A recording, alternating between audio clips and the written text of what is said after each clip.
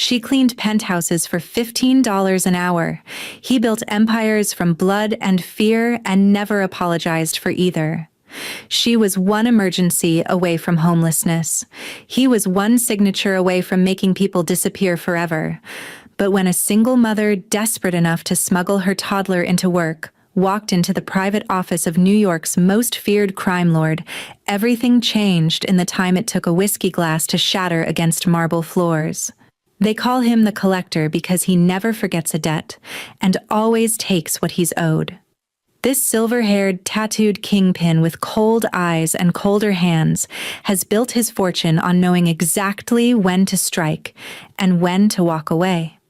Yet when he came home early to find an 18-month-old girl in polka-dot pajamas, giggling among his classified documents, this man who has ended lives without hesitation froze as though he'd seen a ghost. What happens when the most dangerous man in the city sees his dead sister's face in a stranger's child?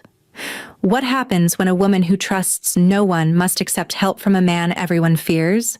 If you love stories that grab your heart and refuse to let go, stories about broken people finding redemption in impossible places, hit that subscribe button right now. Smash the like if you're ready for a tale that will keep you watching until the very last second, and share this with someone who needs to believe that even monsters can find their way back to being human. Now, let the story begin. A Tuesday morning in February, and New York was drowning in the kind of cold that made your bones ache. Elena Volkov stood outside the emergency daycare center at 5:47 a.m., her phone pressed to her ear, listening to words that made her stomach drop like a stone into dark water. "I'm so sorry, Ms. Volkov. My mother had a stroke. I'm at the hospital. I won't be able to watch Sophia today, or this week." The line went dead before Elena could respond. She stared at her phone, then down at her 18-month-old daughter strapped into the second-hand stroller, bundled in 3 layers because their apartment's heat had been shut off again. Sophia looked up at her with those enormous brown eyes, completely unaware that their entire world had just tilted sideways. Elena had exactly 43 minutes to get to her first assignment of the day, the Obsidian Tower. Penthouse level, a VIP client her supervisor had emphasized 3 times during yesterday's briefing. "This is your chance to prove you belong at elite domestic services," Margaret had said, her red-painted nails tapping the desk like a countdown. "Show up late, show up unprepared, or violate any company policy, and you're done. We have 50 applicants who'd kill for your position." Elena checked her bank account on her cracked phone screen. $18.32. Rent was due in 5 days. Sophia needed her next round of vaccinations. The formula would run out by Thursday. She couldn't lose this job, but she also couldn't leave Sophia alone. Elena made a decision that mothers make when the world stops offering good choices and starts demanding impossible ones.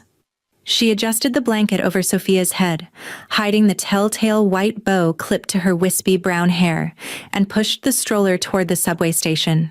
She would bring her daughter to work. She would hide her. She would clean faster than she'd ever cleaned before. And she would pray to a God she'd stopped believing in that no one would notice. The Obsidian Tower rose from Manhattan's Upper East Side like a blade of black glass cutting into the gray morning sky. Elena had cleaned office buildings, hotel suites, and luxury apartments across the city, but she'd never stepped foot in a place like this. The lobby alone was larger than her entire apartment building, all polished marble and chrome, with a chandelier that probably cost more than she'd earn in her lifetime. The doorman barely glanced at her uniform. Gray dress, white apron, the Elite Domestic Services logo embroidered over her heart. He waved her toward the service elevator without asking about the stroller. Small mercies. 4th floor, 8th floor, 12th. Sophia squirmed, making soft cooing sounds. Elena's heart hammered. "Please don't cry. Please don't cry." 23rd floor, 30th. The elevator climbed higher and higher until it finally stopped at the top, the penthouse. The doors opened into a private foyer that smelled of expensive leather and something else. Something sharp and metallic that Elena couldn't quite place. Fear, maybe. Or power. The two often smelled the same. Her instructions were simple. Mr. Russo was traveling for business. The penthouse would be empty. She had 4 hours to clean the main living areas, kitchen, and study. Do not enter the east wing. Do not touch anything on the desk. Do not ask questions. Elena wheeled the stroller into the sprawling living room and froze. Floor-to-ceiling windows overlooked the entire city. Furniture that looked like it belonged in a museum. Art on the walls that she recognized from the covers of magazines. This wasn't just wealth. This was the kind of money that came with blood on it somewhere down the line. She quickly created a makeshift play area behind a leather sofa, pulling out the soft toys she'd stuffed into her cleaning caddy. Sophia immediately grabbed for the stuffed rabbit, her favorite, and Elena felt a brief moment of relief. Maybe this would work. Maybe she could pull this off. She cleaned with the precision of someone who knew that perfection was the only thing standing between her and eviction. Dusting. Vacuuming. The kitchen gleamed. The bathroom mirrors reflected nothing but light.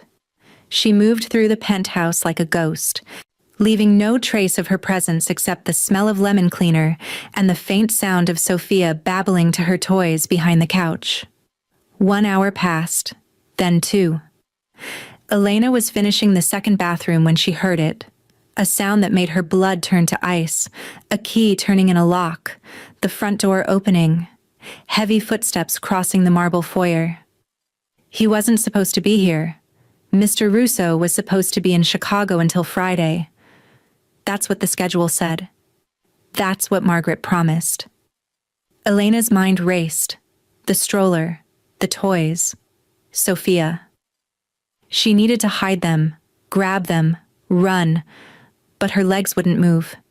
She stood frozen in the bathroom doorway, rubber gloves still dripping with cleaning solution as the footsteps grew closer. And then she heard something worse. Sophia's voice, bright and delighted, echoing through the penthouse. "Mama! Mama! Look!" Elena ran. She sprinted across the living room toward the study, where the sound had come from, her heart slamming against her ribs so hard she thought they might crack. She found Sophia standing in the middle of a massive office, papers scattered across the floor like snow. The toddler had escaped her play area and crawled into the forbidden room, and now she was holding up a document covered in her chubby handprints, grinning with pride at her help. And standing behind the enormous mahogany desk, framed by the window and the city skyline beyond, was a man Elena had only seen in the employee handbook's warning section. A man with silver hair swept back from a sharp face, a full beard peppered with gray, tattoos crawling up his neck from beneath his black dress shirt. Eyes the color of a winter storm, cold, gray, dangerous. Dante Russo, owner of the Obsidian Tower and half the real estate in Manhattan. Dante Russo, whose name appeared in news articles next to words like alleged, investigation, and no comment. Dante Russo, who was holding a crystal glass of amber liquid that was slowly slipping from his fingers. He stared at Sophia, not at Elena, not at the scattered papers or the chaos of his violated sanctuary. Just at the little girl in polka-dot pajamas, with her wild brown hair and gap-toothed smile, holding up her prize like it was a trophy. His face had gone white. Bone white. Ghost white. The glass slipped another inch. Sophia, completely oblivious to the danger, giggled and took a wobbling step toward him. "Hi!" The glass fell. It dropped from Dante Russo's hand as though his fingers had forgotten their purpose, as though gravity itself had been waiting for this exact moment. Crystal met marble with a sound like a gunshot, crash, and shattered into 1,000 glittering pieces, whiskey spreading across the floor like blood. But Dante Russo didn't move, didn't blink, didn't seem to notice. He just stared at Sophia with an expression Elena couldn't read. Horror? Recognition? Grief? I'm so sorry, Elena gasped, rushing forward to scoop up her daughter. I'm so sorry. The daycare canceled and I had no one to watch her, and I thought you wouldn't be here and I'll clean this up. I'll pay for the glass. Please don't call my supervisor. I just need this job. How old is she? His voice cut through her panic like a knife.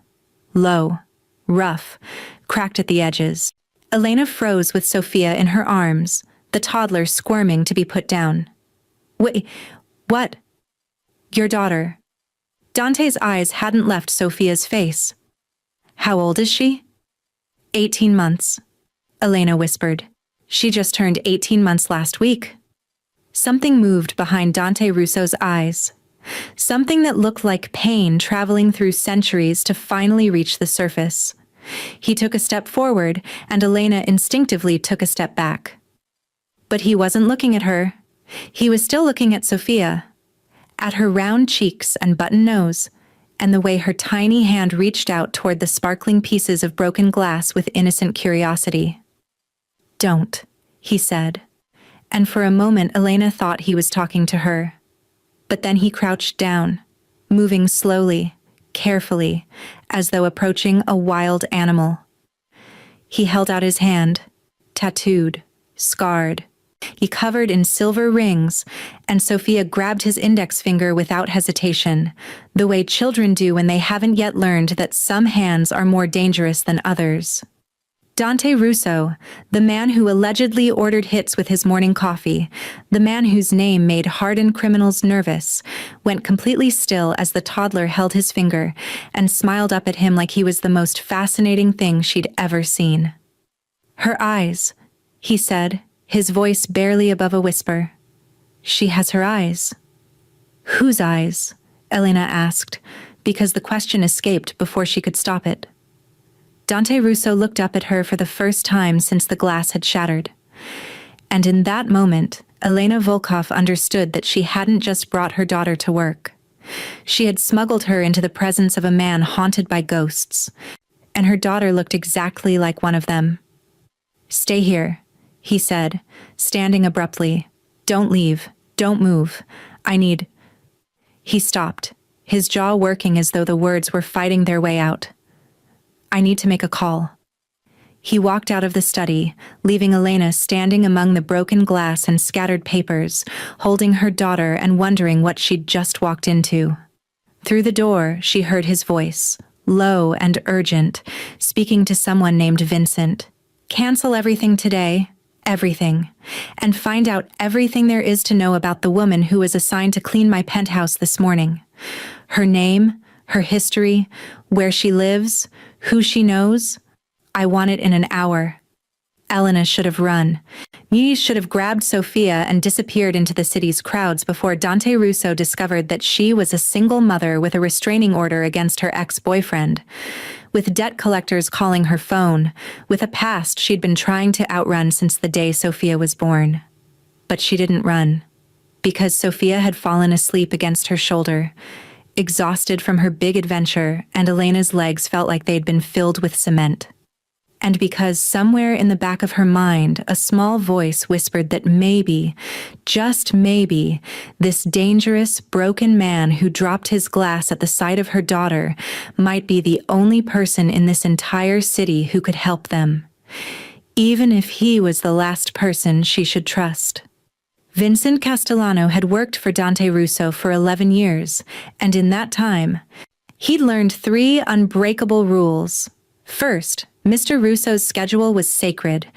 If he said he'd be in Chicago until Friday, you could set your watch by it. Second, the East Wing study was off limits to everyone except Mr. Russo himself and the cleaning staff he personally vetted. Third, and most important, Vincent had never, not once in 11 years, heard panic in Dante Russo's voice. Until today. Cancel everything, Dante had said on the phone, his words coming fast and sharp. Everything, Vincent.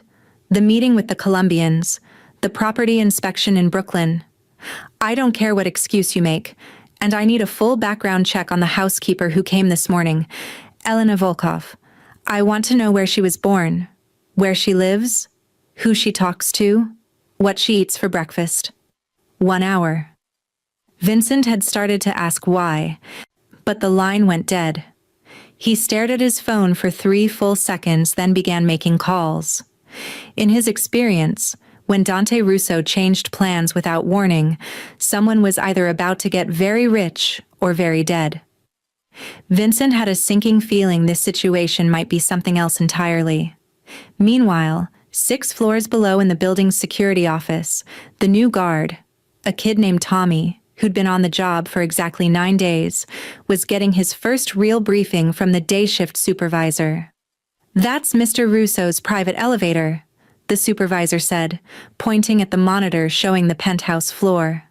"No one uses it except him and whoever he specifically authorizes. You see anyone trying to access it without clearance, you call it in immediately. You don't approach. You don't ask questions. You call." Tommy nodded, trying to look confident despite the knot forming in his stomach. "What's he like? Mr. Russo?" The supervisor gave him a look that said he'd just asked the dumbest question of his life. "He's the kind of man who pays you triple the going rate to mind your own business and never be late. Privacy, punctuality, and staying the hell out of the East Wing unless you're specifically told otherwise. Those are the rules. Break them, and you won't get fired. You just won't ever work in this city again. Understand?" Tommy understood. Mr. Russo wasn't just rich. He was the kind of rich that came with unspoken consequences. What neither of them knew was that at that very moment, those unspoken consequences were suspended, frozen, shattered like crystal on a marble floor. Dante stood in his bedroom with the door closed, his back against the wall, trying to remember how to breathe. His hands were shaking. His hands never shook. He'd negotiated deals worth hundreds of millions without his pulse changing. He'd looked men in the eyes and delivered ultimatums that meant their deaths, and his voice had never wavered. But a toddler in polka-dot pajamas had just grabbed his finger, and his entire world had tilted off its axis. Arya. Sophia looked exactly like Arya had at that age. Same round face, same curious eyes, same fearless way of reaching out to touch everything, to explore, to trust that the world wouldn't hurt her. Dante hadn't allowed himself to think about his sister in years. Not really. Not beyond the cold rage that had fueled his transformation from legitimate businessman to the thing he'd become. But seeing Sophia standing in his study, surrounded by his documents, grinning like she'd discovered buried treasure, had ripped open something he'd thought was sealed forever. He forced himself to breathe, to think, to plan. The mother, Elena, young, terrified, wearing a cleaning service uniform that looked 2 sizes too big, dark circles under her eyes like she hadn't slept in weeks. The way she'd clutched her daughter, the way she'd immediately started apologizing, offering to pay for the glass with money she clearly didn't have. Dante had seen desperation before. He'd used it, weaponized it, built parts of his empire on it. But this was different. This was the desperation of someone who'd already lost everything except the one thing that mattered. He should send them away. Should call elite domestic services, report the policy violation, let them handle it. He should return to Chicago, close the deal with the Colombians, continue building the empire that had consumed the last 17 years of his life. Instead, he picked up his phone and texted Vincent. "I need a live-in housekeeper, full-time, East Wing guest suite. Make it happen." Then he walked back to the study where Elena still stood, holding her sleeping daughter, looking like she was deciding whether to run or fight. "She fell asleep," Elena said quietly, as though she needed to explain why she hadn't fled. "She always falls asleep after she gets excited. She'll be out for at least an hour." Dante nodded, though he wasn't really listening. He was looking at Sophia's face, peaceful and innocent, pressed against her mother's shoulder. Arya used to fall asleep exactly like that. He used to carry her home from the park, her small body heavy with exhaustion, her breath warm against his neck. "Sit," he said, gesturing to the leather sofa in the corner of the study. "Please." Elena hesitated, then slowly lowered herself onto the edge of the sofa, adjusting Sophia's weight in her arms. She looked ready to bolt at any second. Dante pulled over a chair and sat across from her, close enough to talk quietly but far enough that she didn't look quite so terrified. "Tell me about your situation." "I don't understand. Your daycare canceled. You brought your daughter here because you had no other options. You're worried about losing this job because you need the money. Tell me I'm wrong." Elena's jaw tightened. "You're not wrong, but I'll clean up the mess, and I'll finish the rest of the penthouse, and this won't happen again. I can find someone to watch her tomorrow. I just need today." "That's not what I asked." Dante leaned forward, resting his elbows on his knees. "How much do you make at Elite Domestic Services?" "That's none of your $15 an hour, maybe 16 if you're lucky. 4 assignments a day if the schedule's full, which it never is. No benefits, no sick days. You're one emergency away from not making rent." He watched her face confirm everything. "Where's Sophia's father?" Elena's expression went cold. "Gone. And he's staying gone if I have anything to say about it." "Does he pay child support?" "He doesn't pay anything. We have a restraining order, but that's only useful if he actually follows it." She shifted Sophia in her arms, her voice dropping to something harder. "Look, I don't know what this is, but I need to finish cleaning and get out of your way. I'm sorry she got into your office. I'm sorry about the glass. I'll make sure it never... I want to hire you." Elena stopped mid-sentence, staring at him like he'd just spoken a foreign language. "Full-time," Dante continued. "Live-in position. You and Sophia would have the guest suite in the East Wing. Private entrance. Your own space. 3 times what you're making now, plus benefits. Plus a stipend for Sophia's needs. Daycare, medical, whatever she requires." For a long moment, Elena said nothing. Then, "Why?" "Because I need a housekeeper I can trust. You don't know me. You don't trust me. You didn't even know I existed until 15 minutes ago." Elena's voice was steady now, the terror replaced by something sharper. Suspicion. Intelligence. "So I'll ask again. Why would you help us? What do you want?" Dante looked at her. This young mother with her sleeping daughter and her second-hand stroller and her $18 in the bank, and he realized she was smarter than he'd given her credit for. She understood that help always came with a price, that men like him didn't make offers like this without an agenda. The truth was complicated. The truth was that seeing Sophia had cracked something open in his chest that he'd thought was permanently calcified. The truth was that for 17 years, he'd been building an empire on the bones of the boy he used to be, the boy who'd failed to protect his little sister. And he'd told himself it was justice. Penance. But somewhere along the way, he'd stopped being the protector and become the thing that created more orphans, more grief, more ghosts. The truth was that this toddler with Arya's eyes had looked at him without fear, had grabbed his finger without hesitation, and for 30 seconds he'd remembered what it felt like to be human instead of haunted. But he couldn't tell Elena Volkov any of that. Not yet. Maybe not ever. "I want to remember what it's like when glass breaks and the world doesn't end," he said finally. Elena studied his face, searching for the lie, the trap, the hidden angle. "That doesn't make sense." "No," Dante agreed. "It probably doesn't. I don't know anything about you except what the company briefing said. Mr. Russo values his privacy.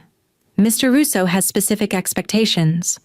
Mr. Russo is not to be disturbed. They made you sound like a myth. Or a threat? Maybe I'm both. That's not reassuring." But something in Elena's expression had shifted. She was still suspicious, still wary, but there was a calculation happening behind her eyes. "If I say yes, what exactly would I be agreeing to?" You keep the penthouse clean.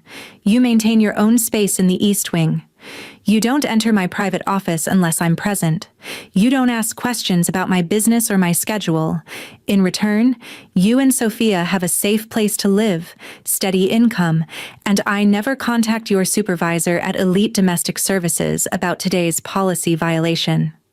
And if I say no? Then you finish cleaning today. I pay you triple your usual rate for the inconvenience, and we never speak of this again. No report to your company, no consequences. You walk away, and I find another solution. Elena looked down at Sophia, whose face was completely relaxed in sleep, her lips slightly parted. A decision was forming. Dante could see it taking shape, the way she was weighing impossible options, calculating risks, trying to determine which choice would hurt her daughter less. I need to think about it, she said finally. Fair enough, but I need an answer today. That's not very much time to decide whether to trust a stranger. No, Dante said.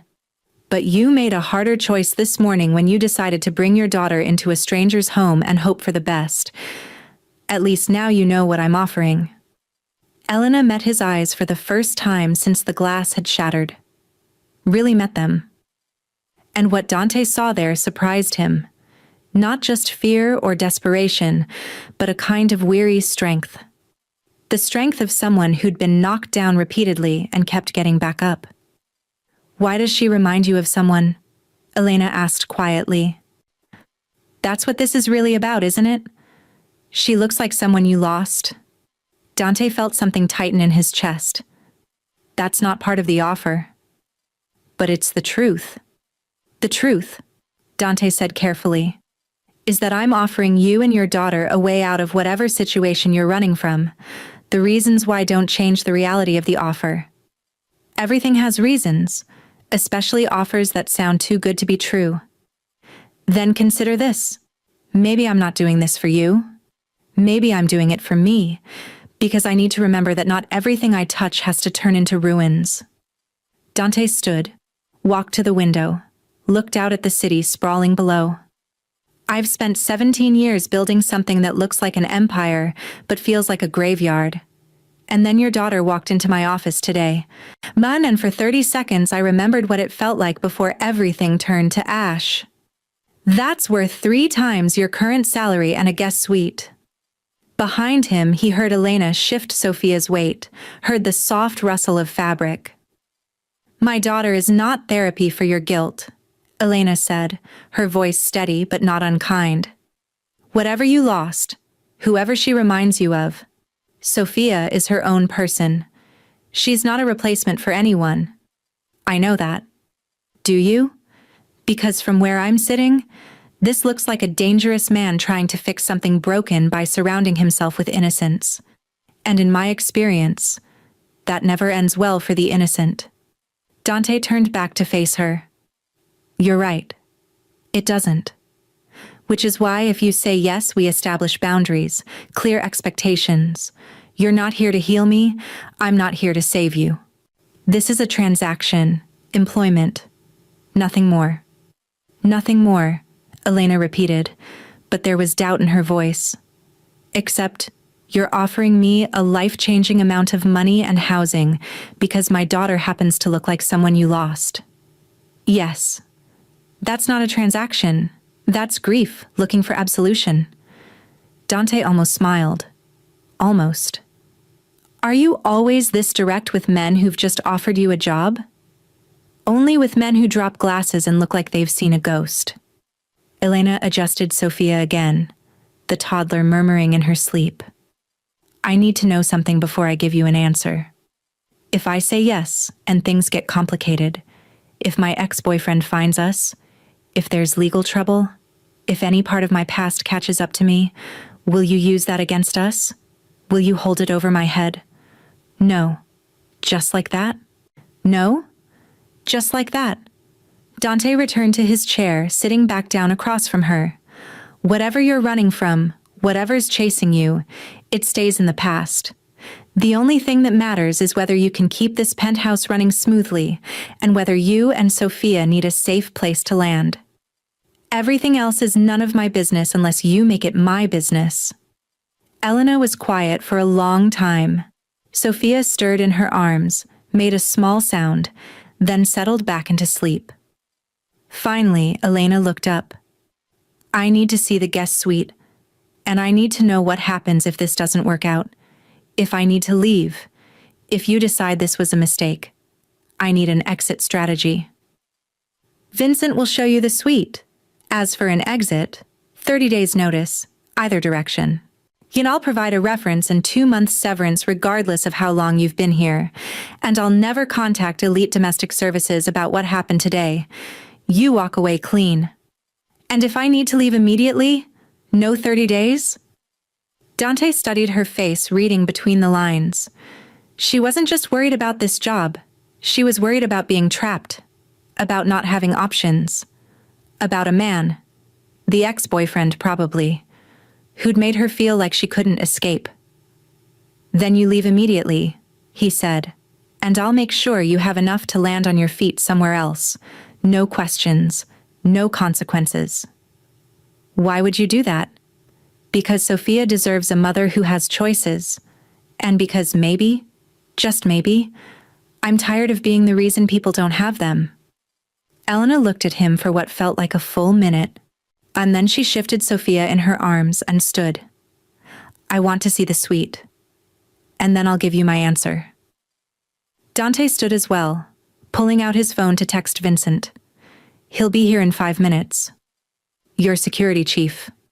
Among other things, he's been with me for 11 years. If anyone understands how this building works, it's Vincent. You'll meet him a lot if you stay. If I stay, Elena repeated. She walked to the window, looked out at the city. This doesn't feel real. Welcome to my world. Nothing does. They stood in silence, Elena holding her sleeping daughter, Dante watching them both, and wondering what the hell he'd just set in motion.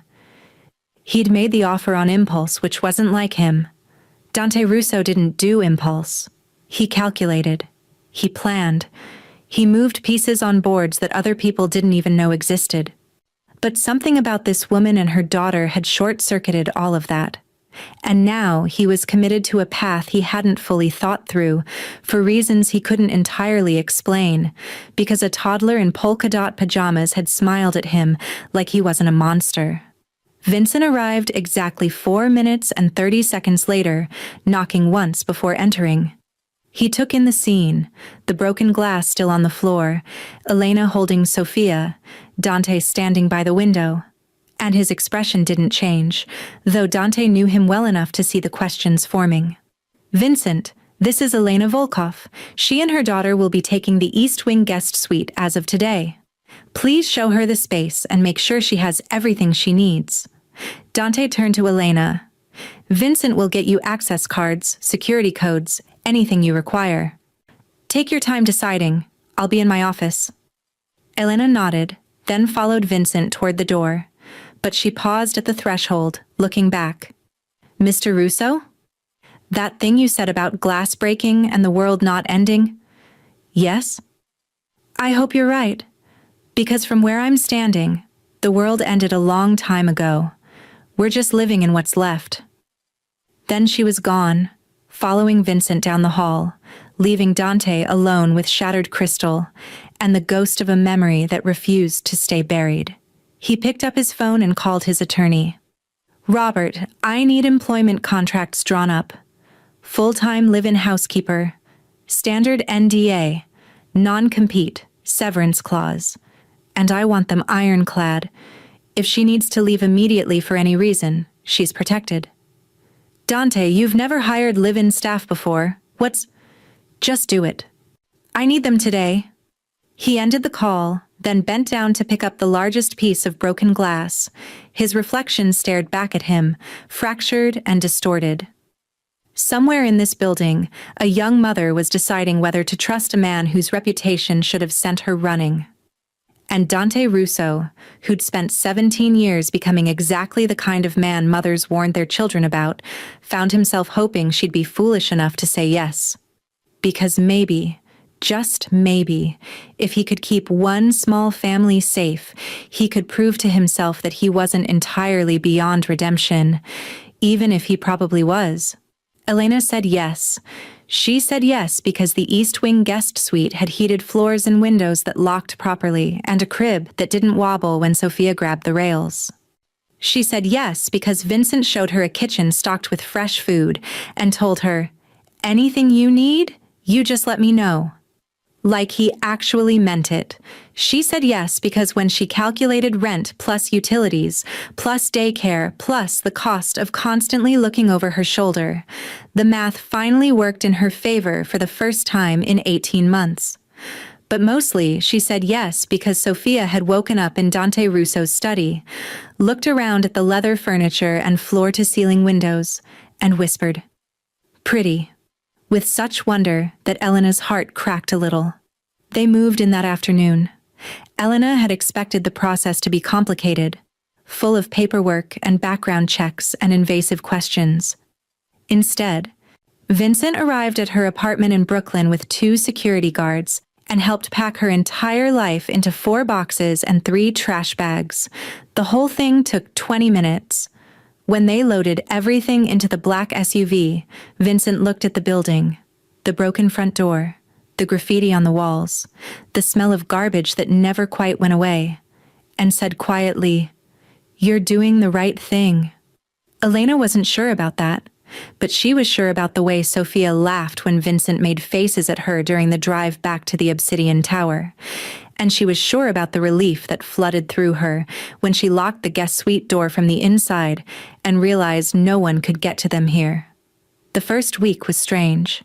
Dante kept irregular hours, sometimes gone for days, sometimes present but invisible, just moving through the penthouse like a shadow. Elena established a routine: wake at 6, feed Sophia breakfast, clean the main living areas while Sophia played in her portable playpen, tackle the kitchen and bathrooms before lunch. The work was easy compared to cycling between 4 different assignments a day. Here, she could take her time, be thorough, and Sophia was always nearby, safe, within reach. She began noticing things, small things that didn't fit the image of the ruthless businessman the world saw. A donation receipt on the hall table, $50,000 to St. Mary's Children's Hospital. Another one, half hidden under a book, $75,000 to the Safe House Network for women fleeing domestic violence. Bank statements left carelessly on the kitchen counter showing monthly transfers to 3 different orphanages across the city. Elena didn't mention them, but she wondered. Vincent became a fixture in their lives almost immediately. He'd stop by the guest suite in the mornings with coffee for Elena and fruit pouches for Sophia, claiming he had extras, though Elena suspected he bought them specifically for her daughter. He taught Sophia to give him high fives and called her princess in a gruff voice that didn't match his serious face. Sometimes Elena caught him watching Sophia with an expression she couldn't quite read, something protective and sad at the same time. "You have kids?" she asked him one morning while Sophia demonstrated her new skill of stacking blocks. "No, never married. Never had the chance." Vincent accepted a block from Sophia, who was determined to share. "But I had a little sister once, long time ago." Had cancer. She was 6. He set the block carefully on Sophia's tower. "Mr. Russo lost someone too. I think that's why he—" Vincent stopped himself, shook his head. "Anyway, you need anything, you call me, day or night." Elena started to thank him, but Sophia's tower collapsed with a clatter, and the toddler squealed with delight, and the moment passed. Dante watched them from doorways. Elena noticed but pretended not to. He'd appear in the hallway while Sophia played in the living room, his tall frame filling the threshold, his storm gray eyes tracking every movement. He never came closer, never interrupted, just watched, like he was trying to memorize something he was afraid he'd forget. One afternoon, Elena was dusting the bookshelves in the main living room when she heard it. A sound every mother knows and dreads. Sophia's cry. Not the angry cry of frustration or the tired cry that meant nap time. The hurt cry. Elena spun around to find Sophia sitting on the marble floor near the fireplace, her face crumpling, tears streaming down her cheeks. She must have been cruising along the furniture and taken a tumble. Elena rushed over, but someone beat her to it. Dante appeared from nowhere, moving faster than she'd ever seen him move. He dropped to his knees beside Sophia, his hands hovering over her like he was afraid to touch, and Elena saw something she never expected to see on Dante Russo's face. Pure, undiluted panic. "She fell," he said, his voice rough. "I saw her fall. Is she okay?" Elena crouched down, checking Sophia over with practiced efficiency. A scraped knee, nothing serious, but Sophia was howling like the world had ended. "She's fine. Just scared. Sophia, baby, let Mama see." But Sophia, in the unpredictable way of toddlers, reached past Elena and grabbed for Dante instead. "Up! Up!" Dante froze. His hands were shaking. Actually shaking. I can't." "She wants you to pick her up," Elena said gently. "It's okay. You won't hurt her." "I might. I don't know how to. I haven't held a child since—" He stopped, his jaw clenching. Elena stood, went to the kitchen, came back with the first aid kit. "You don't have to pick her up. But she needs that knee cleaned and she's asking you to help. Can you do that?" For a long moment Dante didn't move. Then, slowly, like he was defusing a bomb, he sat down cross-legged on the floor. Sophia immediately climbed into his lap, still crying, and Elena watched something extraordinary happen. Dante Russo, the man with tattoos crawling up his neck and scars on his knuckles, and a reputation that made grown men nervous, carefully wrapped one arm around a toddler and held her like she was made of glass.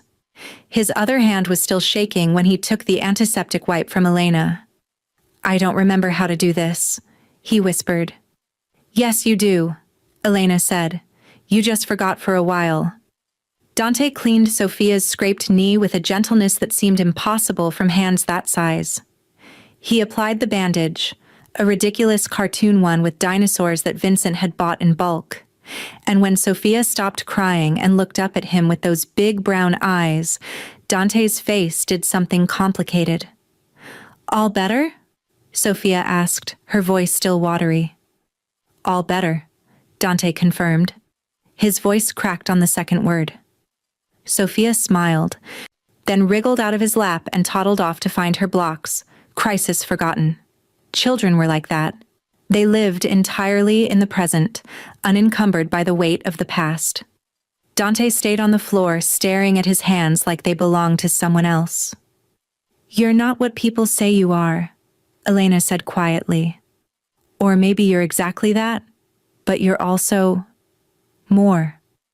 Dante looked up at her. "More what?" "More human than you want anyone to know." He stood abruptly, brushing off his pants. "Don't mistake one moment for a complete picture." "I'm not. But I'm starting to think the complete picture is more complicated than the rumors suggest." Dante walked to the window, put his hands in his pockets. "The rumors exist for a reason." "I'm sure they do, but rumors don't usually cry over scraped knees." He didn't respond to that, just stood there, silhouette against the city, while Sophia sang to herself in the background and Elena pretended to go back to dusting. That night, Elena couldn't sleep. Something about the way Dante had looked at Sophia, like he was seeing a ghost and a miracle at the same time, kept circling her mind. At 2 a.m, she gave up, wrapped herself in a robe, and padded quietly out of the guest suite. She wasn't planning to snoop. She was just restless, and the penthouse was peaceful at night, and she thought maybe some tea would help. She was passing the study when she noticed the door was ajar and the light was on. She should have kept walking, should have respected Dante's privacy. But she heard something that stopped her. The sound of papers rustling, and beneath it, something that might have been quiet weeping. Elena pushed the door open slowly. Mr. Russo? Dante was sitting at his desk, surrounded by photographs. Old photographs, faded and creased, spread across the mahogany surface like evidence at a crime scene. He looked up when she entered, and Elena saw that his eyes were red-rimmed but dry now, like he'd been crying earlier but had run out of tears. "I'm sorry," Elena said. I thought you might need—" She stopped. She had no idea what he needed. "Her name was Aria," Dante said, gesturing to the photographs. "My sister. She was 4 years old when she died." Elena moved closer, looking at the images. A little girl with dark hair and enormous eyes. Aria at a birthday party, frosting on her nose. Aria holding Dante's hand, both of them grinning at the camera. Aria asleep on a couch, small and peaceful and impossibly young. "She looked like Sophia," Elena said softly. "Yes." Dante picked up one of the photographs, Aria on a swing, mid-laugh. "I was supposed to protect her. I was 17, thought I was invincible, thought I knew the streets, knew the territories. Our parents were working late. I told them I'd walk Aria home from her friend's house. Just 6 blocks. What could happen in 6 blocks?" He set the photograph down carefully, like it might shatter. "Crossfire," he continued. 2 gangs, stupid territorial dispute over nothing. The bullets weren't even meant for us. We were just there. Wrong place, wrong time. All those cliches that don't mean anything when you're watching your little sister bleed out on a sidewalk. His voice was flat now, reciting facts. "She asked me why the fireworks hurt. She thought the gunshots were fireworks. I told her they'd stop soon. I lied to her while she died in my arms." Elena felt tears on her own cheeks. "Dante, I became what I thought I needed to be to protect people. Learned the business. Learned how power works in this city. Built something that couldn't be touched by random violence or gang wars or any of it." He looked at Elena finally. "But somewhere along the way, I stopped protecting and started destroying. I became the thing that creates more Arias, more orphans, more ghosts." Elena sat down in the chair across from him. "Trauma does that sometimes. Survivor's guilt. It drives people toward extremes, either self-destruction or hypervigilance. You chose hypervigilance. You tried to create a world where what happened to Aria couldn't happen again. And instead, I helped create a world where it happens more often. Maybe. But that's not who you are now. Not with Sophia. Not with us. Sophia isn't Aria. I know that. And I think you know that too. But she's giving you a chance to be the brother you wanted to be. The protector you tried to become. Just without the violence this time." Dante was quiet for a long time. Then, "When Marcus finds you, and he will find you, Elena, they always do. I won't be able to protect you the way I used to protect people. I've made promises to you about doing things legally, properly. But if he tries to take Sophia, then we'll stop him legally and properly," Elena said firmly. "Because Sophia doesn't need a monster to protect her. She needs people who'll show her that strength doesn't have to look like violence. That's a nice thought, but the world doesn't work that way. Then maybe we make it work that way, at least in this penthouse, at least for her." Before Dante could respond, both their phones buzzed simultaneously. Dante looked at his screen, and his expression turned to stone. "What is it?" Elena asked, but she already knew. The dread was already curling in her stomach. "Vincent just sent building security footage. Marcus Chen is in the lobby. He's demanding to see you. Says he's Sophia's father and has legal rights." Elena's world tilted. No, he can't. He doesn't. Does he? Legally. His name's on the birth certificate because I was too scared to fight him about it when she was born. But he left. He abandoned us. He has no custody agreement, no visitation rights, nothing. That won't stop him from filing for them. Dante stood, already texting Vincent. Especially if he found out you're living here. How would he find out? Dante showed her his phone, a social media post from someone at Elite Domestic Services, mentioning Elena's lucky break landing a live-in position at the Obsidian Tower. Posted 3 days ago, shared 47 times. Elena felt sick. He'll use you against me. He'll say I'm living with a known criminal, that I'm an unfit mother, that... Elena, look at me. Dante's voice cut through her panic. Look at me. She did. No one takes her, Dante said. Do you understand? No one takes Sophia. But we do this right. Legal, documented, clean. I won't let my past destroy her future, which means we can't give him ammunition. Vincent is having him removed from the building now. Tomorrow, we call my attorney. We file for full custody. Get you the protections you need. And we do it by the book. He'll make this ugly. He'll... Let him. I've weathered ugly before. Dante moved toward the door, then stopped. And Elena? I'm done creating ghosts. Whatever Marcus Chen thinks he's going to do, he's wrong. Because this time, I'm going to protect someone the right way. Even if it's the hardest thing I've ever done. Elena watched him walk out, heard him on the phone with Vincent giving quiet, controlled instructions. She looked down at the photographs of Arya still spread across the desk, and she understood. Dante Russo wasn't trying to replace his sister. He was trying to become the person he would have needed that day on the sidewalk when everything changed. And maybe, if he could keep one little girl safe through legal means and proper channels instead of violence and fear, he could prove to himself that he wasn't entirely beyond redemption, even if redemption was the hardest thing he'd ever have to earn. Marcus Chen's attorney was a weasel in an expensive suit named Bradley Hoffman, and he'd clearly done his homework. The custody hearing was scheduled for 3 weeks out, but the preliminary motion started immediately. Emergency requests for temporary custody, allegations of parental alienation, claims that Elena was mentally unstable and living in an environment unsuitable for child rearing.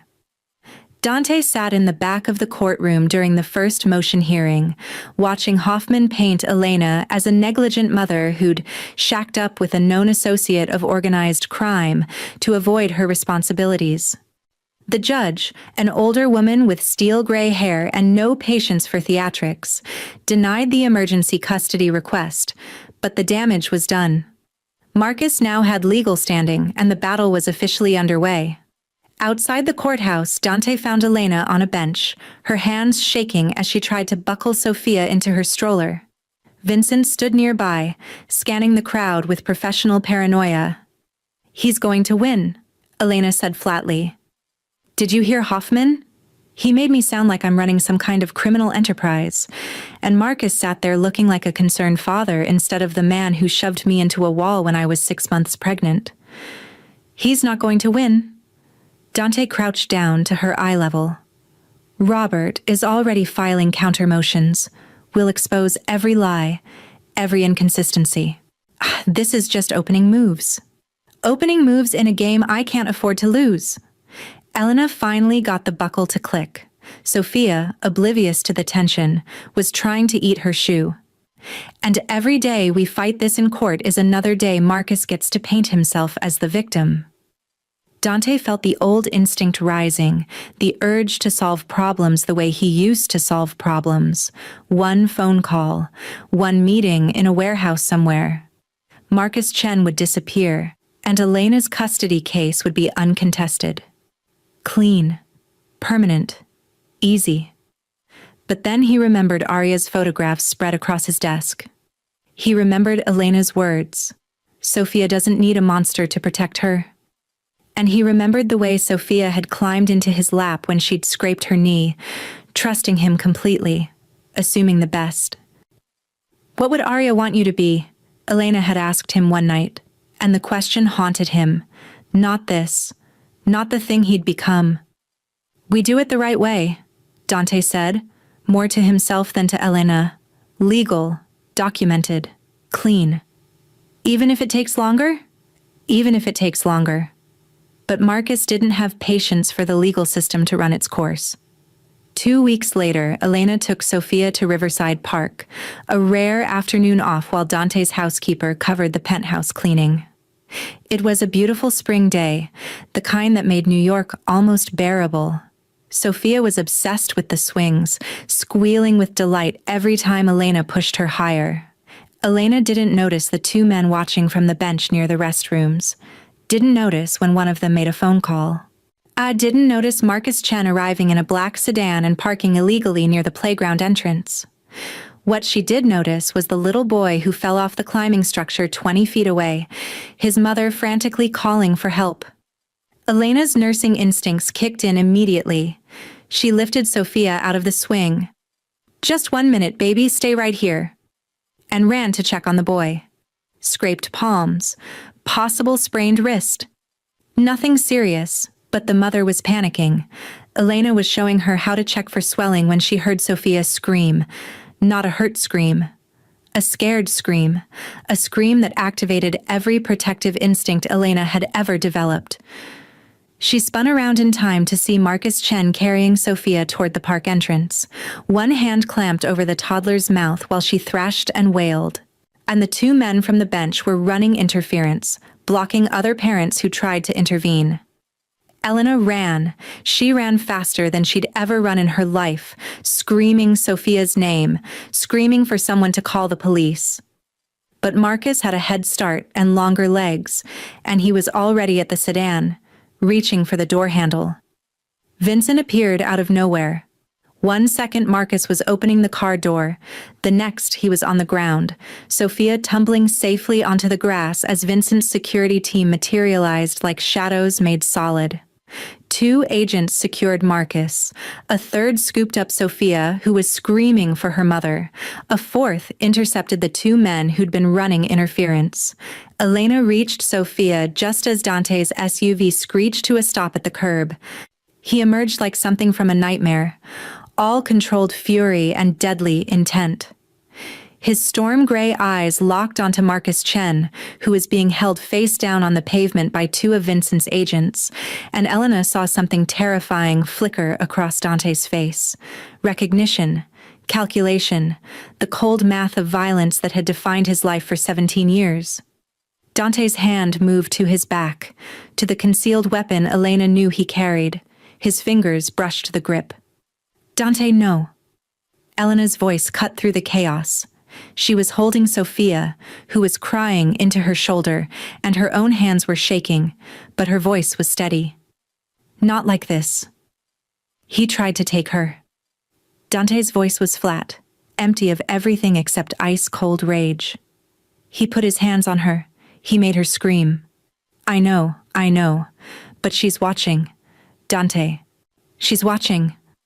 Dante's eyes flicked to Sophia, whose tear-stained face was visible over Elena's shoulder. The toddler was looking right at him, her expression confused and terrified.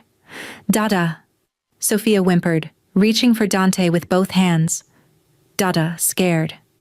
Dante froze. His hand fell away from the concealed weapon like it had been burned. Elena stepped closer, her voice dropping to something only he could hear. "We can't teach her that violence is how we protect love. Please, Dante, the right way. Like you promised."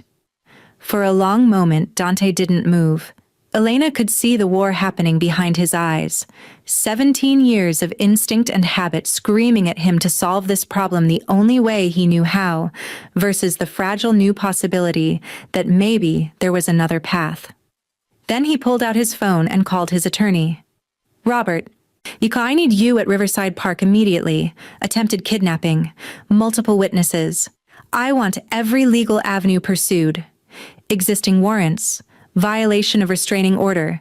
Anything and everything." He paused, listened. "No. We're doing this by the book. Every single step documented. I want this so clean it could be a case study in proper procedure." He ended the call, then made another one, to the police. While he talked, giving statements and location details, Vincent's team kept Marcus restrained on the ground. Other parents had gathered, several of them filming on their phones. Evidence, witnesses, documentation. Marcus was screaming about his rights, about illegal detention, about how Dante Russo was a criminal who'd orchestrated the whole thing. But the park security footage would tell a different story. And the witnesses would tell a different story. And when the police arrived and ran Marcus's name, they discovered something interesting. 3 outstanding warrants for drug possession, 2 for fraud, and a restraining order violation from a previous relationship. The attempted kidnapping charges would come later, after the district attorney reviewed the evidence. But Marcus Chen was arrested that day in Riverside Park, with dozens of witnesses and multiple camera angles documenting everything. Dante Russo didn't throw a single punch, didn't make a single threat, didn't do anything except call the people whose job it was to handle situations like this through proper legal channels.